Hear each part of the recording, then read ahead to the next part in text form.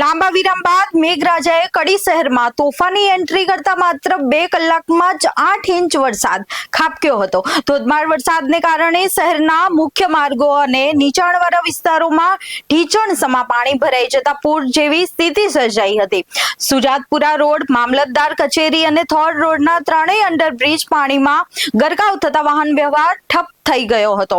કરણનગર રોડની જય ગુરુદેવ સોસાયટી સહિત નાની કડીના અનેક વિસ્તારોમાં ઘરોમાં પાણી ઘૂસી જતા લોકોને આખી રાત જાગીને પાણી કાઢવાની ફરજ પડી હતી. ઘટનાને પગલે નગરપાલિકા તંત્ર સ્થળ પર દોડી આવ્યું અને પાણીના નિકાલની કામગીરી યુદ્ધ ધોરણે હાથ ધરવામાં આવી હતી. કાલે રાત્રે 7 થી 9 વાગ્યા સુધીમાં લગભગ 1 ઇંચ જેવો વરસાદ પડ્યો હતો અને રાત્રે 2 વાગ્યાથી 4 વાગ્યા સુધીમાં લગભગ 8 ઇંચ જેટલો વરસાદ પડ્યો.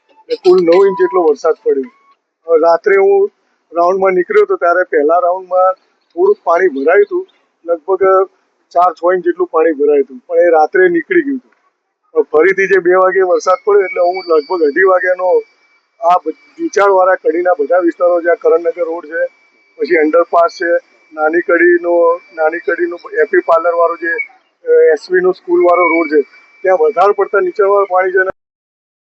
છેલ્લા હું સમજુ છું ત્યારથી આ રોડ ઉપર આજે બે જગ્યાઓ કીધી ત્યાં વર્ષોથી પાણી ભરાય જ છે. અમે પ્રી મોન્સૂનની કામગીરી કરેલી છે, બધી ગટરો પણ સાફ કરી છે, પણ અચાનક વરસાદ આવી જવાના કારણે આગળથી પણ પાણી કદાચ ગયું નહીં હોય એટલે રાત્રે પણ અમે માણસો લઈને બધી કુંડીઓના ઢાંકણા ખોલી અને સૌથી વધુ આપણી કડી નગરપાલિકાની નહીં પણ કદાચ બધી જગ્યાએ અવેરનેસ હોય છે. અમે જ્યાં કુંડીઓ સાફ કરીએ ત્યાં પ્લાસ્ટિકની કોથળીઓ, પ્લાસ્ટિકની બોટલો